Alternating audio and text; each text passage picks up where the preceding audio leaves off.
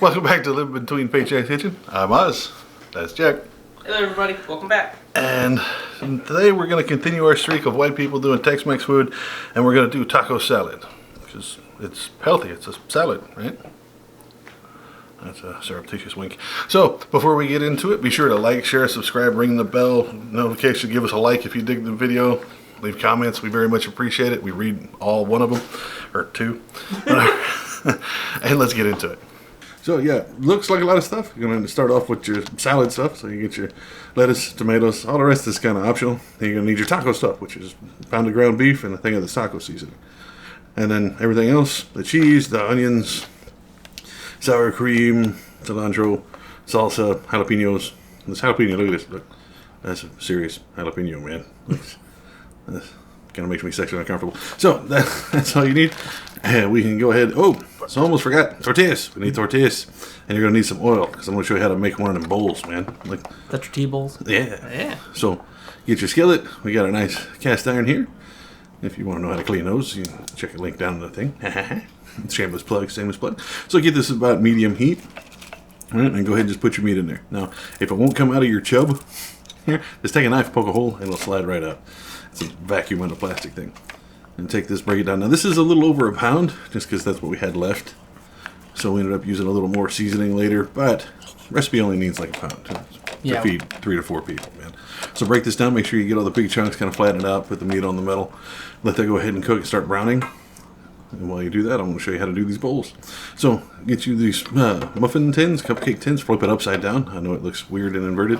Start your oven and preheat it 325, and then go ahead and get you some like olive oil or just whatever kind of oil, butter if you got it, and just kind of put it around, tuck it down in the middle of those. Boom. Now you can do 3 or 4 of these, depends if you want to touch it or not. Now your hand's going to get a little oily, right? But you want to get in there. Now if you have a chance to get a ramekin, you don't have to have one of these things or a small bowl. Like you can just take it, fold it over the top of it, and put it in there, and it'll do pretty much the same thing. Might be worth getting one of those around here. Right? It sounds like a place from WoW, ramekin. So, sorry, that's my nerd side coming out. So make sure when you're getting your meat, you're stirring it, not letting it all burn on one side. And again, it's going to turn like a grayish color and then brown. I've had people complain like every time I try to cook hamburger or turkey, it turns white or gray before it turns brown. It's so not I throw done, it out. give it more time. So we use romaine, like half a head of lettuce. Make sure all of this is washed. You got 2 or 3 stalks of the green onion and 2 tomatoes. You can use more if you like more tomatoes. I'm not a giant fan. Now we got our big bowl. This is going to be our service stuff, so just whatever to mix it in there. Now get you a sharp knife and get your lettuce. Now cut off the butt, this little root bit. It's hard and it's usually kind of gritty even if you wash it. And then just if you cut it longwise, then it cuts it in these long thin strands like that. And that's perfect for what you're doing here. Take it, throw that in there. And then you want to dice the tomato, which the easiest way is to cut it long ways and then cut it long ways the other way. Make the oval square. Yeah. Now, if this rings, if you're 325 and it goes off, go ahead and put the bowls in there. Let those sit. Be sure to catch that tomato before it runs off. Now, those bowls are supposed to sit in there for 5 minutes before they start hardening. These were the big fluffy tortillas. So they ended up taking like 15 minutes. Yeah, so just check them after 5 minutes every couple minutes, right? And these, you just cut lengthwise all the way down. Well, this is fast. I look like a professional, man. Yeah, I know. Or I'm on speed or something. Just whatever. Movie magic makes me look skilled. Now, set that off to the side. Now, you can see how this is brown, but it's really greasy because it's like that 80% stuff. Go ahead and strain that oil out real quick. And then put the meat back on there. Now, once you get that down, you're going to let it drain just a little bit more. And then once it's in there, you're going to take a cup of water or whatever the instructions on your taco seasoning meat. Sometimes it's 3/4 of a cup or a cup and a half. Ours was 1. And then just go ahead and sprinkle it in there. Sometimes it sticks. You got to kind of bat it around. Stir it around. Make sure to try to get all your meat coated. Like I said, we had more than a pound is what it called for.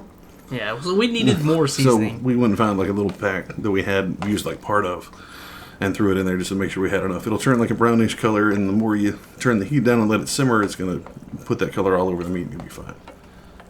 So just keep it stirring, let it simmer while you're dealing with your bowls and stuff. Like I said, it's going to take like 15 minutes.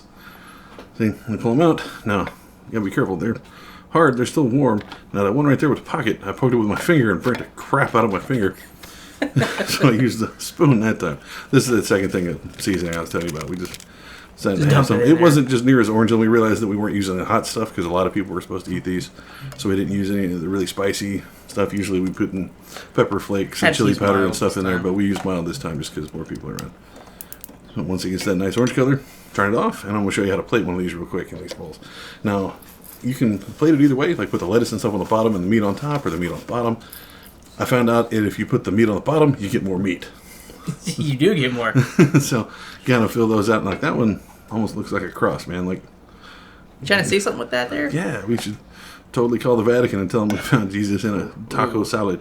So you put that on there. You can top it with anything. Like this is sour cream and cheese.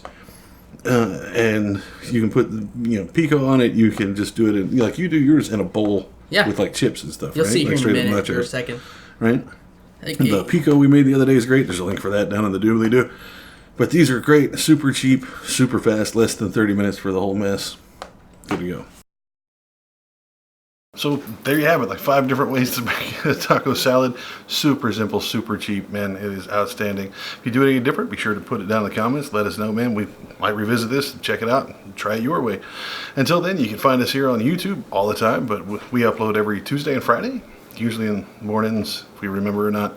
And then the rest of the time you can catch us at Instagram at Live in Between, or on Facebook or Patreon or Pinterest if you want to check us out over there. If you'd like to help us out at Patreon, we very much appreciate it. We'll see you next time.